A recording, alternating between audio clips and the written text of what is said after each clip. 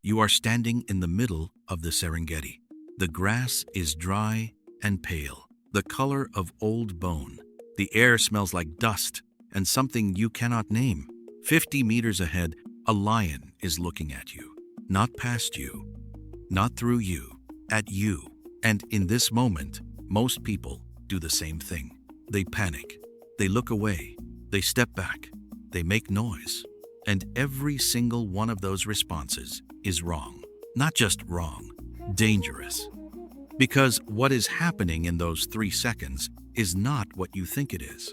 It is not aggression. It is not a threat display. It is an assessment. And how you respond in those 3 seconds tells the lion everything it needs to know about you. Welcome back to African Wild Mind. If you are new here, subscribe now, because what you are about to understand will change the way you look at every large predator you will ever encounter. Stay until the end, because the final revelation is not about what the lion does. It is about what the lion already decided before you even saw it. Most people think a lion looking at you means it is about to attack. That is the assumption almost every person carries into the wild. And it is almost always wrong. A lion that is about to attack does not lock eyes with you first. It watches you from a distance you cannot see. It moves through the grass in a direction you have not noticed. It positions itself before you are even aware there is a lion nearby. By the time a lion is looking directly at you from 50 meters, it has already made a preliminary decision.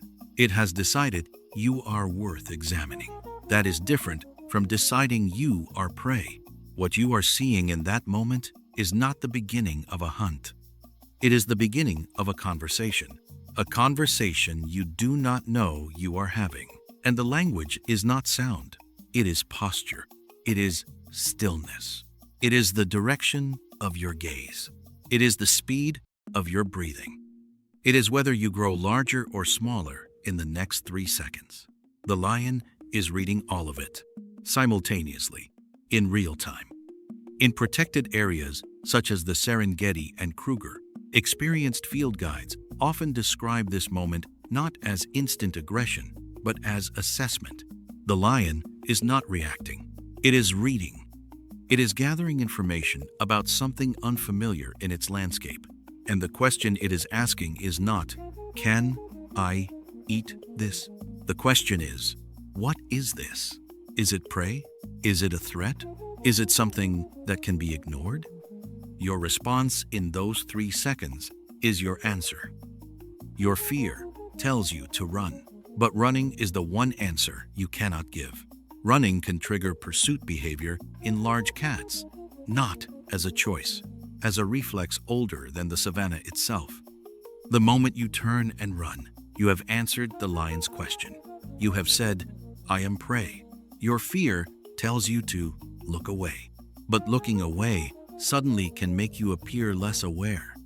And in a close encounter with a predator, appearing unaware is dangerous.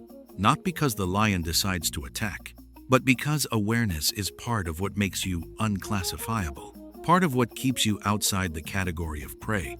Your fear tells you to shrink, but small things are easier for predators to understand. So the safest answer is not panic. It is clarity. You hold your ground. You hold your gaze. You make yourself appear as large as the moment allows. You speak in a calm, low, firm voice. Not screaming, not whispering. A voice that says, "I am here, I am aware, and I am not something you have seen before." And then, slowly, you begin to back away. Not turning, not running, backing, keeping your body facing the lion. Keeping your eyes on it, moving towards safety without ever signaling flight. This is the answer the lion is waiting for. You are not prey. You are not a threat. You are something that does not fit neatly into either category. And that uncertainty is your survival. But here is the part that changes everything. The lion was not waiting for you to make the first move. It was already watching you before you saw it. This is the part most people never think about. By the time your eyes found the lion, The lion had already been watching you for some time. It had already assessed your direction of travel, your speed, whether you were alone, whether you were looking around or looking down, whether you moved with confidence or with distraction. Lions are not reactive animals in the way most people imagine. They are anticipatory. They think ahead. Across years of camera trap footage and GPS collar data from lion territories in East and Southern Africa, one pattern keeps appearing. Lions frequently detect movement and position themselves long before the person they are watching ever notices them. The moment of eye contact is not the beginning of the encounter. It is a late moment in an encounter that has already been happening. This means that by the time you feel the weight of that gaze, the lion has already formed a preliminary picture of you. It has already made a first assessment. What you do in those 3 seconds is not the whole story. It is the final chapter of a story that started without you knowing. And this changes how you should think about moving through the wild entirely. Because the lion is not the only animal that has been watching you before you knew it. Think about what that means for a moment. Every time you walk through the African bush, you are being observed, not occasionally, continuously. The impala you see grazing at the edge of the road noticed you before you noticed it. The vervet monkeys in the acacia trees above you have been tracking your movement since you entered their line of sight. The Cape buffalo standing in the shade, half hidden, has already decided whether you are a threat. The wild is not a place that reacts to your arrival.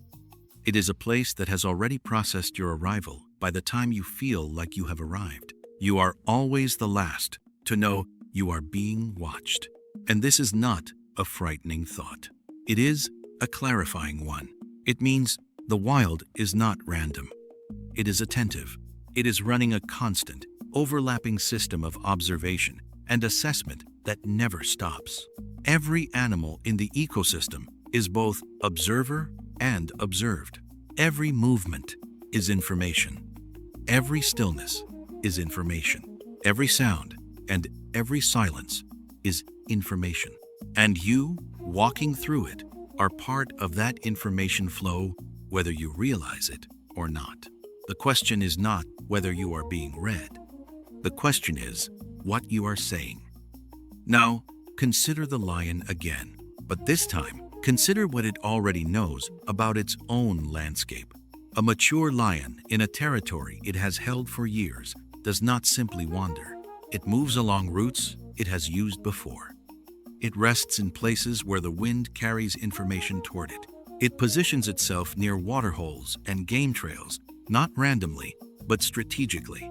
It knows where the wildebeest move at dawn. It knows which section of the riverbank the zebra prefer in the dry season. It knows the sound of a herd changing direction. It knows the difference between the alarm call of an impala responding to a cheetah and the alarm call of an impala responding to a lion. Those two calls are different, and the lion knows which one means the threat has been attributed to it. When the lion hears its own alarm call spreading through the grass, it does not panic. It adjusts. It changes its approach. It waits. It moves to a different angle, because the lion is not just a predator. It is a strategist operating inside a landscape it knows more intimately than any human visitor ever will. And when it looks at you, it is bringing all of that knowledge to bear on a single question. What are you? There is a behavior that field guides in Sabisan and Londolozi have observed and discussed for decades.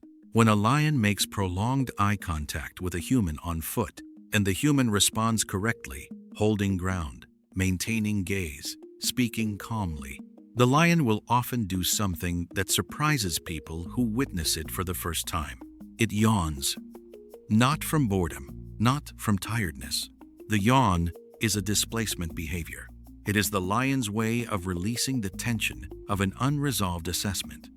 It is the moment the lion decides, this is not prey, this is not a threat, this does not require further action. The yawn is the lion closing the conversation.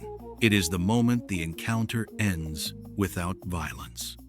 And if you did not know what you were looking at, you would think the lion simply lost interest. You would think you were lucky, but luck had nothing to do with it. You answered correctly. The lion processed your answer, and the yawn was its acknowledgement that the exchange was complete. This is not random. This is not instinct in the simple sense most people use that word. This is a system of communication so refined, so layered, so precisely calibrated to the realities of survival that it has been running for thousands of years without any human ever fully understanding it. Until now. And here is the final layer, the one most people never reach. The one that changes not just how you see lions, but how you see the entire wild. Lions remember, not in the way we remember a name or a face, in a deeper way, a territorial way, a survival way. Long-term field studies of lion prides in the Serengeti and Ngorongoro crater have shown that lions adjust their behavior based on accumulated experience with specific types of encounters. Prides that have had repeated contact with Maasai herders, for example, develop specific avoidance patterns around Maasai settlements that differ from their behavior around other human populations. They do not treat all humans as the same. They categorize. They remember what different types of humans have meant in the past. They carry that information forward into every new encounter. This means the lion looking at you is not seeing you as an individual. It is seeing you as a category of experience. It is asking, does this match something I already know? Does this match something that was dangerous? Does this match something that was harmless? Does this match something that has never been resolved? And your behavior in those 3 seconds either confirms or challenges the category it is placing you in. If you run, you confirm prey. If you hold your ground, you create uncertainty. And uncertainty, in the mind of a predator, is the safest place a human can occupy. Not because the lion is afraid of you, but because an uncertain category requires more information before action, and more information takes time. And time is what you need. This is the intelligence of the wild that most people walk past without ever seeing. It is not random. It is not instinct in the way we dismiss instinct. It is a living, adaptive, memory-based system of decision-making that has been refined across generations. The lion is not just an animal. It is the product of thousands of years of learning what works and what does not. And in those 3 seconds, it is bringing all of that learning to bear on you. The least you can do is bring your own intelligence to bear on it. You are back at the beginning now. The grass is still pale. The air still smells like dust and something you cannot name. But the lion in front of you is not the same lion it was when this began. It is not a predator waiting to strike. It is a mind running a system. It is a memory consulting itself. It is a question waiting for your answer. The silence between you is not empty. It is full of information moving in both directions. The stillness is not stillness. It is calculation. The eye contact is not aggression. It is the oldest form of communication on this continent. And you now know what to say. Hold your ground. Hold your gaze. Make yourself large. Speak calmly. Back away slowly. Do not run. Do not look away. Do not become small. Because the wild is not waiting for you to be afraid. It is waiting to see what kind of thing you are. And now, for the first time, you have an answer worth giving. If you have ever stood in the African bush and felt that feeling, that specific weight of being watched before you knew by what, tell me about it in the comments below. Because that feeling was not your imagination. That was the wild reading you, and you felt it. Thank you for watching. If this story made the wild feel a little less silent, subscribe to the channel, leave a like, and share it with someone who loves animals, nature, and the hidden side of the wild. You can also follow us on X, Facebook, and Instagram. Links are in the description. There, we'll share short wildlife stories, strange animal facts, visual moments from the wild, and updates when new episodes are released. Until the next one, keep watching closely. The wild is always saying more than it seems.